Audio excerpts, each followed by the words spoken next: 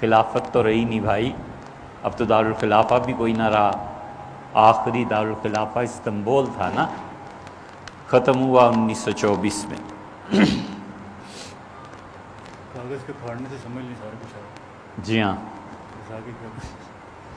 CNN میں interview کے دوران اعتراف کیا کہ مسلمانوں میں وہابی فرقہ ہم نے اپنے مغربی دوستوں کی خواہش پہ پیدا کیا۔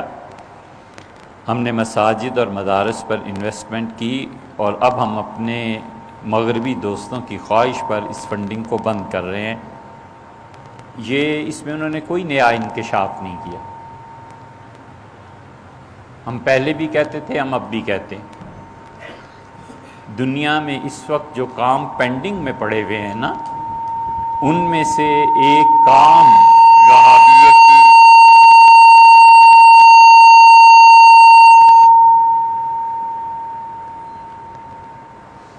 دنیا میں جو کام پینڈنگ میں پڑے ہوئے ہیں نا مسلمانوں کے ذمے، ان میں سے ایک کام وہابیت کی تاریخ کو لکھنا بھی۔ ہمیں آپ سے کوئی ایک ٹکے کا فائدہ نہیں اٹھا، ہم کیوں جھوٹ بولیں؟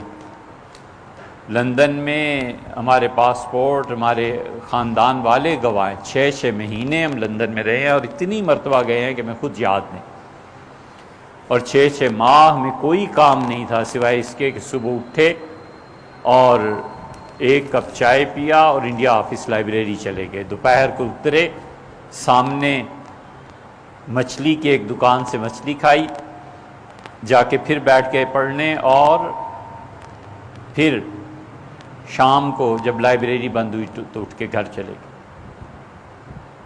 ساری وہابیت کا ریکارڈ جو انگریزوں نے وہاں رکھا ہوا ہے، اور جو معاہدے ہوئے ہیں خلافت عثمانیہ کو توڑنے پہ، ان وہابیوں نے کچھ بھی جرم نہ کیا ہو، تو ان کا یہ تھوڑا بڑا جرم ہے کہ انہوں نے اردن کے جو شاہ ہیں، ان کے دادا پردادا نے، جو شام کے ہیں ان لوگوں نے، ان سب نے مل کر خلافت عثمانیہ کو توڑا، ان سب نے مل کر خلافت عثمانیہ کو بالکل بکھیر کے رکھ دیا۔ جو پیسے لیے، جو معاہدات ہوئے، برطانیہ نے تیل نکالنے پہ جو کچھ کہا، اور برطانیہ کے شاہی خاندان سے جو معاہدے ہوئے کہ کس طرح کریں گے، یہ سب وہاں پڑے ہوئے ہیں۔ کوئی بچہ وقف کر دے اپنی زندگی کو، بشرطے کہ اس کا باپ 1-2 کروڑ چھوڑ کے مر جائے اور کہے بیٹے اس پہ کام کرو، اس وہابیت کی تاریخ کوئی لکھے کہ وہابیت ہے کیا، اور یہ مسلمانوں میں کس طرح عروج پائی، اور ان لوگوں کے برگوبار کیا تھے اور ان کے معاہدات کیا تھے۔ انڈیا آفس لائبریری میں، جو اب برٹش لائبریری کے نام سے مشہور ہے لندن میں، سارا ریکارڈ پڑا ہوا ہے ان کا، کس طرح انہوں نے خریدا، کس طرح انہوں نے کہا کہ شیعہ سنی کی بنیاد رکھو۔ سلطان عبدالعزیز کا بیٹا کس طرح گیا نجف میں، سیدنا علی رضی اللہ عنہ کے مزار کو آگ لگایا۔ کسی کی بھی قبریں جلانا جائز ہیں؟ میرے باپ کی قبر کو جو جا کے جلائے تو مجھے کچھ دکھ نہیں ہوگا۔ سیدنا حسین ابن علی رضی اللہ عنہ کے مزار پہ آگ لگا کے آگے، اور جو انہوں نے وقف لوٹا ہے وہابیوں نے وہاں، اور جو کرتوت انہوں نے کیے ہیں وہ تھوڑے ہیں۔ حتیٰ کہ وہاں کا نجف کا ایک شیعہ اٹھا باقر، اور وہ آیا اور اس نے درعیہ میں آ کے اس کے بیٹے کو قتل کر دیا۔ اس کا ہم نے اپنا بدلہ لے لیا، اور انہوں نے سارے علاقوں میں شیعہ سنی فساد مچا دیا، ان کے نزدیک سب واجب القتل تھے۔ شامی جیسا آدمی جس پہ پچھلے 250 سال سے فقہ حنفی کا دار و مدار ہے، وہ اکیلا شخص، وہ تو 54-55 برس کی عمر میں ان کا انتقال ہو گیا رحمہ اللہ۔ اگر اور زندگی ہوتی تو کتنے بڑے کارنامے انجام دیتے۔ وہ عینی شاہد ہے ان سب چیزوں کے۔ اپنی شامی میں وہ لکھتے ہیں کہ یہ سب وہابی خارجی ہیں جو خلافت عثمانیہ کے خلاف اٹھ کھڑے ہوئے ہیں۔ ان کا اس سے بڑا جرم کوئی نہیں کہ خلافت عثمانیہ کو انہوں نے ٹکڑے ٹکڑے کر دیا انگریزوں کے کہنے پہ۔ بٹلر نے جو کتاب لکھی ہے وہ مرتب کرنے سے پہلے مر گیا، اس کی یادداشتیں تھیں۔ حضرت رسالت مآب صلی اللہ علیہ وسلم کے روضہ مبارک پر جو حملہ کیا ہے اور نیچے چلے گئے ہیں اور جا کر قبر شریف کو جو توڑا ہے، وہ کس کھاتے میں ہے؟ کوئی ایک جرم ہے ان کا؟ یہ تو ابھی 2 سال پہلے کی بات ہے، کہہ رہے تھے کہ حضور اقدس صلی اللہ علیہ وسلم کا مزار سب سے بڑا شرک کا اڈا ہے، لہٰذا راتوں رات کھدائی کرو، رسول اللہ صلی اللہ علیہ وسلم کے جسم مبارک کو نامعلوم مقام پر منتقل کر دو، بعد میں اس پہ بلڈوز کر دینا۔ تو ماشاءاللہ شاہی خاندان سے جواب آیا کہ یہ بات مناسب نہیں، پکڑ کے اس کو تعزیر نہیں لگاتے کہ حضور اقدس صلی اللہ علیہ وسلم کی توہین کرتے ہو۔ نبی کریم صلی اللہ علیہ وسلم عام مسلمان بھی ہوتے، حضور اقدس صلی اللہ علیہ وسلم نے دیکھا تھا کسی کو قبر کے ساتھ ٹیک لگا کے بیٹھے ہوئے، تو آپ نے فرمایا تمہیں پتہ نہیں ہے قبر والے کو اس سے تکلیف ہوتی ہے، ہٹو یہاں سے۔ نیچے چلے گئے، جا کے لوٹ مار کی۔ عثمانیوں کا پہلا گورنر جب مدینہ منورہ میں آیا تھا تو اس نے کہا، تاجروں کو بلایا اور پہلی مرتبہ اس نے روزہ مبارک پہ حاضری دینی تھی، اس نے کہا بتاؤ سب سے بڑا ہیرا کون سا ہے؟ بتایا گیا 80,000 تولے سونے کا ہیرا ہے، اس کا لے آؤ۔ 80,000 تولے ادا کیے اور ہیرا سونے کی پلیٹ میں جڑوا کے قبر شریف پہ نیچے چلا گیا اور بس قبر پہ رکھا اور کہا اللہ کے رسول یہ میری طرف سے آپ کی خدمت میں ہدیہ ہے، بس چپ کر کے ہٹ گیا اور رو پڑا۔ حضور اقدس صلی اللہ علیہ وسلم کی قبر شریف پہ لوگوں کی جانیں قربان ہو گئیں۔ 2 سال تک مدینہ منورہ کا 4 سال تک محاصرہ رہا ہے۔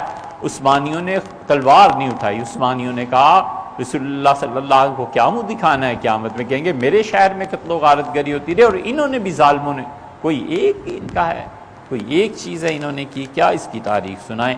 مساجد، مدارس، انویسٹمنٹ انہوں نے باقاعدہ کی، بر صغیر میں انویسٹمنٹ نہیں کی۔ سلفی حضرات، اہل حدیث حضرات، ان کے بڑے بڑے علماء، دیوبندی مکتبہ فکر کے بڑے بڑے علماء، ان کو چندے نہیں دیے کہ جاؤ اور یہ کام کرو۔ افغانستان کی تحریک میں جتنے لوگ شامل ہوئے ہیں، سعودیہ کا پیسہ، عجیب جنگ ہوئی، عربوں کا پیسہ، پٹھانوں کا خون اور یہودیوں کا دماغ، یہ اسلام کے لیے جنگ لڑی ہے۔ دماغ یہودیوں کا، پیسہ عربوں کا، اور خون پھر پٹھانوں کا، کیا ساری امت مسلمہ کا، یہی کیا ہے نا، اور کیا کیا؟ وہ وقت تھا جو آپ کے اگلے سوال کا جواب ہے۔ ایک وقت تھا 1980 میں 90 میں، ہم نے دیکھا ہے اس دور کو اچھی طرح سے پوری دنیا کی قوتیں اہل السنہ کی پشت پناہی کر رہی تھیں اور شیعہ کی شامت آئی ہوئی تھی، اور ہمارے دور میں پوری دنیا کی قوتیں اب ان کے پسے پشت ہیں اور ہماری شامت آئی ہوئی۔ سیاست میں کوئی ایسی غرض ہے ہی نہیں سرے سے، ہم تو صرف اس کو مذہبی اور امت کے حوالے سے دیکھتے ہیں کہ امت میں کیا ہو رہا ہے۔ یہ انویسٹمنٹ نہیں ہے کہ جس کو 2 ڈھنگ کے لفظ فارسی کے پڑھنے نہیں آتے اور عربی کے نہیں پڑھنے آتے، وہ شام کو پورا درس قرآن دیتا ہوتا ہے ٹی وی پہ، اور رمضان آ رہا ہے، فلم ایکٹریس آ گیا اور وہ دین سکھا رہی ہے۔ یہ کون انویسٹمنٹ کر رہا ہے؟ یہ الہاد کے علاوہ اور کیا چیز پھیلائی جا رہی ہے؟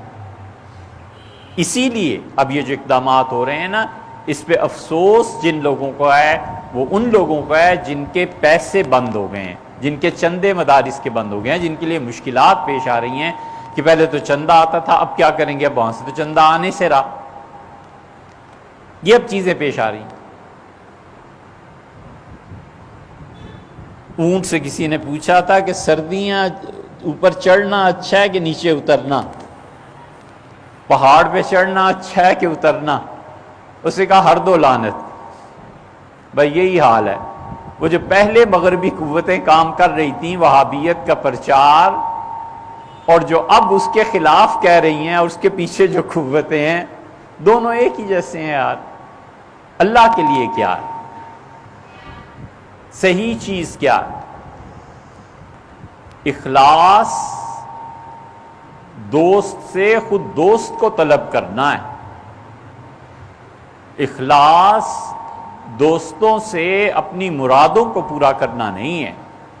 سنسیریٹی کیا ہے؟ وہ جہاں تعلق ہوتا ہے، آدمی کہتا ہے آپ ہی میرے ہو جائیں، مجھے اپنا بنا لیں، یہ سنسیریٹی ہوتی ہے۔ یہ نہیں ہے کہ چونکہ عہدہ ہے لہٰذا اس کے عہدے سے فائدہ اٹھاؤ، پیسہ ہے تو اس کے پیسے سے فائدہ اٹھاؤ۔ وہ پہلے کب مخلص ہیں اور اب کب مخلص ہیں. انہوں نے پہلے بھی اپنی اسکیم چلائی ہیں, ایک نئی اب اسکیم چل پڑی ہے, 200-300 سال بعد پھر پتہ چلے گا کہ ہو یہ کیا ہو گیا. اسی لیے مدینہ منورہ میں جب تباہی ہوئی ہے, صحابہ کرام رضی اللہ عنہ کی قبروں کو توڑا ہے, حضور اقدس صلی اللہ علیہ وسلم کی یادگاریں مٹائیں, صحابہ کرام رضی اللہ عنہ سے زیادہ انہیں خدا کی توحید پتہ چل گئی تھی. نبی کریم صلی اللہ علیہ وسلم مدینہ منورہ سے نکلے حج کے لیے اور ایک جگہ ایک پودے کے نیچے بیٹھے تھے. عبداللہ ابن عمر رضی اللہ عنہ مدینہ منورہ سے پانی لے کے آتے تھے, اس پودے کو دیتے تھے کہ ہرا بھرا رہے, کہیں خشک نہ ہو جائے. کسی نے پوچھا حضرت یہ کیا کرتے ہیں؟ انہوں نے کہا تمہیں پتہ نہیں ہے, حضرت یہاں تشریف فرما ہوئے. محبتیں تو یہ ہیں. صحابہ کرام رضی اللہ عنہ سے زیادہ خدا کی توحید کا انہیں پتہ چل گیا ہے. صحابہ کرام رضی اللہ عنہ اس جگہ پہ پاؤں نہیں رکھتے تھے جہاں رسول اللہ صلی اللہ علیہ وسلم کا پاؤں آ جاتا. سب سے پہلے مسجد نبوی میں امیر المومنین سیدنا عثمان رضی اللہ عنہ نے ممبر کے اوپر حصے پہ چادر بچھا دی اور کہا یہاں کوئی نہ بیٹھے, رسول اللہ صلی اللہ علیہ وسلم یہاں بیٹھتے. یہ ادب اور احترام تھا ان کو نبی کریم صلی اللہ علیہ وسلم. عثمانیوں کے دور میں نیچے سے ایک ناگوار بو آنے لگی جہاں قبر شریف ہے. امیر المومنین کو لکھا گیا, خلیفۃ المسلمین کو ترکی میں. انہوں نے کہا امت میں اس وقت سب سے بڑا آدمی کون ہے؟ انٹیلیجنس نے کہا سب سے بڑے آدمی امت میں اس وقت فلاں بزرگ ہیں جو مدینہ منورہ میں ہی رہتے ہیں. خود گورنر حاضر ہوا اور کہا کہ بو ہے. حضور اقدس صلی اللہ علیہ وسلم کو یہ چیزیں بڑی ناگوار گزرتی تھیں, قبر شریف کے قریب سے آ رہی ہے, آپ جگہ جائیں. صاف انکار کر دیا. جب زیادہ اصرار ہوا تو انہوں نے کہا 40 دن اجازت دو. 40 دن روزے رکھے اور باقاعدہ ساری نمازیں اور سب کچھ اور استغفار کرتے رہے. اتنے پاک ہو کے نیچے گئے اور ایک جانور تھا, بلی یا چڑیا یا کوئی چیز کا ڈھانچہ اٹھا کر لائے اور انہوں نے کہا یہ ہے. وہاں پہ بلی پہنچ گئی تھی اور یہ چیز ہوئی. پھر وہ بولے نہیں. بہت پوچھا لوگوں نے, مرتے دم تک بولے نہیں. بس انہیں کچھ چیز پتہ چل گئی تھی وہاں, بولے نہیں کہ رسول اللہ صلی اللہ علیہ وسلم قبر شریف کا کیا مقام اور مرتبہ ہے. اور یہ جا کر لوٹ کے لے آئے, وہاں سے ہیرے اٹھا کر لے آئے. کیا کیا چیزیں ہیں جو نہیں کی. سب چیزوں کا تعلق پڑھنے سے. پہلے کون لوگ موجود تھے؟ اہل سنہ ہی موجود تھے. یہ جہاں اب مسجد نبوی کی توسیع میں روایت آئی ہے, یہاں حضرت مرزا مظہر جان جانا رحمۃ اللہ علیہ کی خانقاہ تھی. مدینہ منورہ کا چپا چپا مشائخ سے بھرا ہوا تھا. امت میں جتنے لوگ وہاں جاتے تھے نا, اپنی تربیت کے لیے جاتے تھے. وہ تربیت کے بنیادی ادارے جو ختم ہوئے ہیں تو اب ملکوں کے ملک, شہر نہیں ملکوں کے ملک خالی ہو گئے ہیں. کوئی آدمی نہیں ملتا جس کی مجلس میں جا کر انسان کوئی ادب اور احترام سیکھے. وہ ادارے ختم کر دیے, تباہ کر دیے, مشائخ کو سولی پہ چڑھا دیا. اب ٹھنڈے ہو گئے. اب اس کے بعد پوری امت بے ادبی کے مرض میں مبتلا ہو گئی. اب انہیں پوچھو جا کے کہ یہ کرتوت اور یہ کارنامے ہیں جو تم نے کیے ہیں.